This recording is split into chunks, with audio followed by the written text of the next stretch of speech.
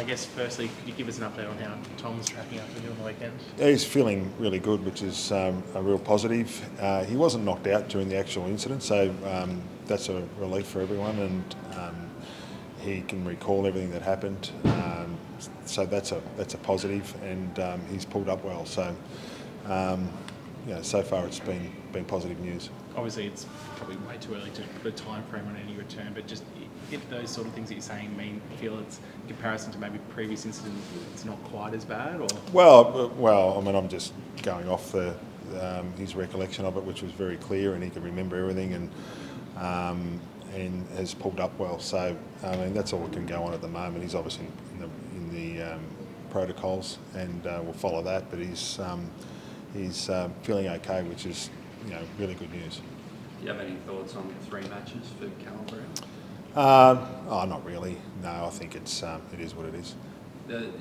Is that type of suspension enough of a deterrent to get these things out of the game? Well, I don't know whether it was deliberate. I think there's going to be always incidents in football that are going to be unfortunate things that happen, and I'm probably reasonably certain it wasn't deliberate. So it's these things occasionally happen. It's unfortunate it happened to Tom, and unfortunately we lost him for the game, but in the next game. But hopefully he's okay. I know we've kind of spoken about it before, the idea of a send-off rule or some sort of sin bin or something in game. It's the second time where you've lost a player for the game for a head-eye contact that's gone on to basically a 3+ week suspension. Is it something that needs to be thought about a bit more? Yeah, look, I need to step back from it, at the moment, because it's clearly it's not just impacting us, if it impacted the game. So you need to step back from the actual incident from Tommy on the weekend and say, is it a reasonable approach to consider that at some point down the track? Maybe. If you've got people in the Arc down in Melbourne that are watching it, only the really clear incidents, maybe it's worth a consideration, but I'm not jumping up and down about it at the moment, because I know there's a fair bit of water to go under the bridge, and it wouldn't be to punish the player, just to even it up. And these type of incidents do happen in football, but is there a way that can be evened up on match day? Maybe that's a consideration for the experts down the track, but I've got other things to consider this week. Getting on the plane and going to Perth against Freo is probably top of the agenda. You say you don't think it was deliberate. Would the prospect of losing someone on match day, you think, be an added way of reducing these incidents, as you say? I think it's very hard to prevent accidents that happen in football. I don't think it was a deliberate act. It just happened in the moment, and these things happen from our point of view as well, and they happen in the opposition. Sometimes they happen. Unfortunately, as I said, it happened to Tom, and we're hoping that he's going to be okay. But no matter what you put in place, no matter what rules and regulations you put in place, accidents do happen, and I think in those situations you've just got to be mindful that it's going to be very hard to prevent everything in a contact sport. Since the start of the pandemic, when Dane Ramsey's played, he won more than 2/3 of the games. When he's out, you can see, I think it's a little bit over 8.5 points more a game when he's not in the team. How important is he to the way you want to play, given put him on bigs, put him on smalls, his leadership? How crucial is he to this team? He's a very good player. I mean, he wouldn't be the only player in the competition that has that record because they're good players. That's why they play so long and are so good. He's an important member of our team. We've been able to win without him, and I think the evolution of the team means that at some stage down the track he won't be playing every week, and so we need to find ways to doing that. But he was terrific on the weekend. He took an extra week probably. He was sort of tossing up whether to play the week before, but he got himself right. It was in hindsight, it was a right decision.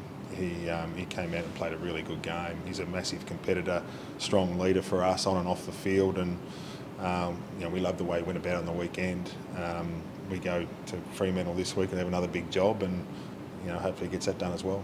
What have you made of Freo's season? I think defensively they're with you and Melbourne, they're up there. How do you break down their defence? Yeah, Freo's second best defence in the competition, I think, and number one clearance team by a long, long way.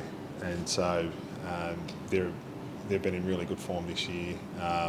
they've been in almost every game, and they're playing on their home deck. So it's going to be a tough ask. A game we're really looking forward to, getting over to Perth this week and taking on a really good informed Fremantle team, which they are. Their midfield's been outstanding. So it'll be a terrific battle in there. In terms of replacing Tom for this game, is it about, do you have the confidence that, like, you've got Lizard who could play as the third tall and that's a way to bring Parks back into the side, or would you like to bring another one of those talls in the B for like a we're considering everything, and that's part of the discussion, and we haven't made that call just yet, but we're sort of, we know that Nick can play tall, but we've also got a couple of key defenders in our VFL team that are ready to come into the team as well and replace Tom. And they've got three good marking targets, Fremantle. They're very strong in front of the ball with their keys, and so that will come into the equation as well.